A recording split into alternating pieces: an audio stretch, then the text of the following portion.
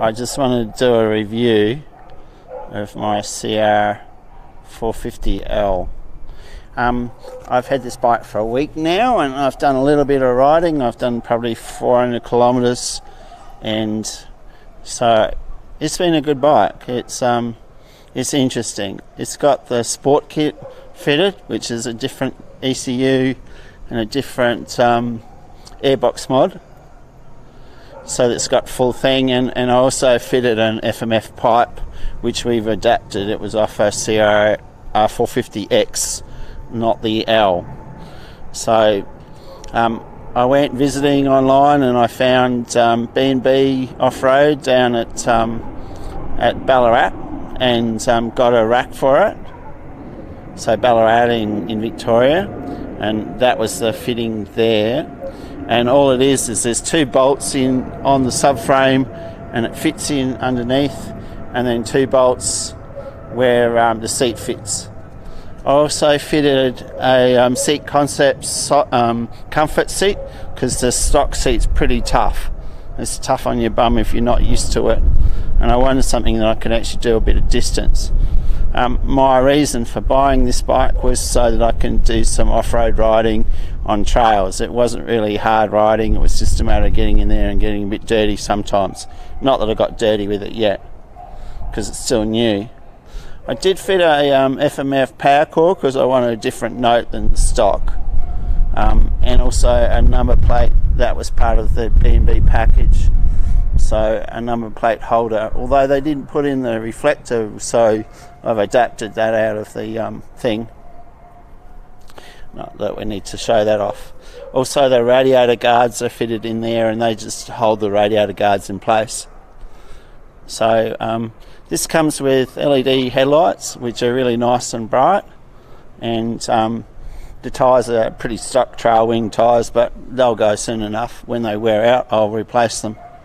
I wanted somewhere where I could put a toolkit, so I found a $10 bicycle one, which is fine. It sits on the rack. We've done that before, although I remember Zuki used to have one that fitted down here and sitting there. That was just so you can put some tools. This seat concept seat doesn't exactly fit correctly, but it's got a nice shape. It's a bit wider than the stock seat. The stock seat's about like this and right through, but this is a bit wider in the bum, and still got the comfort, but it didn't quite meet up down here, down underneath. It didn't meet that too well. So you know, and didn't meet around here. The shape on the X was actually square, and this one's got a like a ducktail on the back of it, so that didn't quite match. But the motor goes lovely. It's just a really nice bike. It's got plenty of power. It does 110. Not that I want to do 110 all the time. And in most of the places, especially when we get to other places around the world, they're lucky if they do 80. And they'll do that all day. They tell me the service intervals are 1,000 kilometres or 30 hours. So an hour meter is going to be really handy for it, and I haven't fitted that up yet. But you know, for the first service, yeah, 1,000 kilometres, so what? You know, those that bitch about it. One thing I note is on the fuel range, because it only has a 7.5 litre fuel tank on it, and there isn't too many options. The only things that are available is a tank out of Victoria from Nolan Tanks, and IMF in the States, and they're the only two tanks available for it, and they only lift it by another 4 litres. So I thought, well, fine, I can get a 10 litre little reserve tank for $30. And the other thing with those tanks is, for another 4 litres, it's $500 changeover, and I can't see the value in it. Later on it will, but then I can hang tanks off the side anyway, and if I remove the muffler, I can actually get in underneath, and there's room in there to sit a 5 litre tank without any problem at all. So there's plenty of room underneath to actually fit a decent sized auxiliary tank in that side, and then the electric's being down there, perhaps there's room in there as well, so, and make it a little bit wider in the bottom. the bike, when you get up and stand on the pegs, is skinny. It's a lot skinnier than my old Super Pig used to be. A lot skinnier.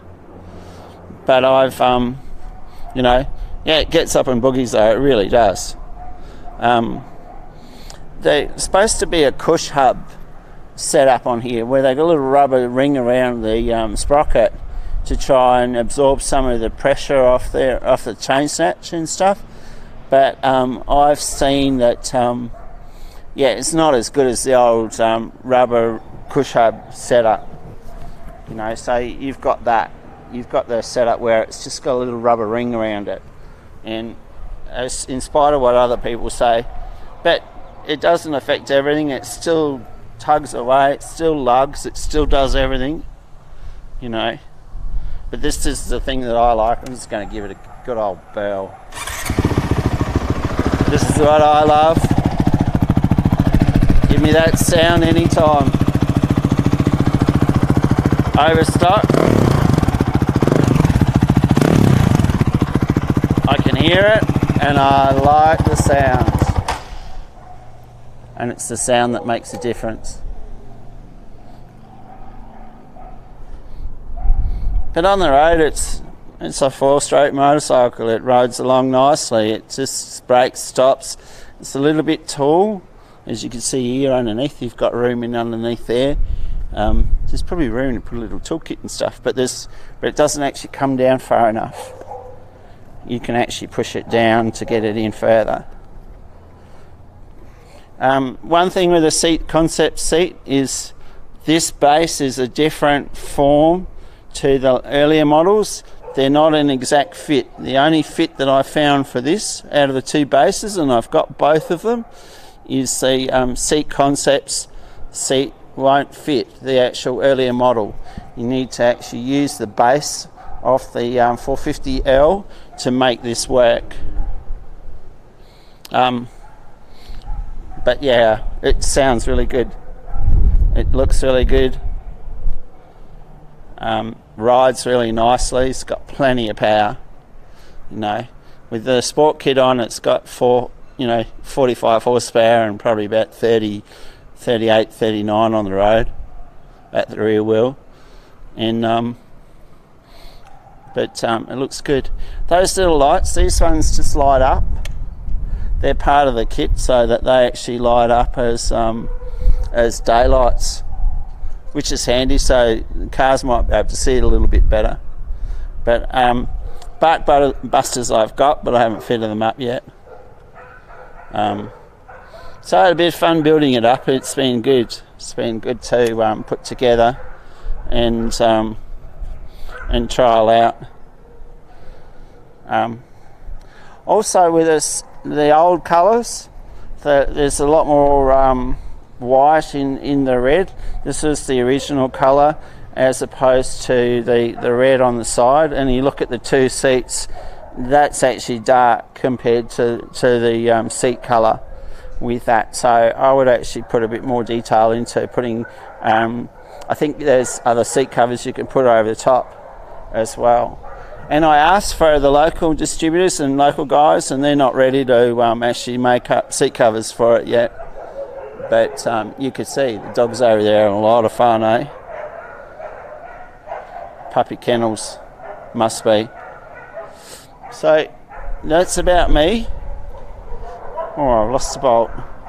Oh, I've got a bolt for it anyway, so that's fine. Lost a bolt yesterday. Whoa.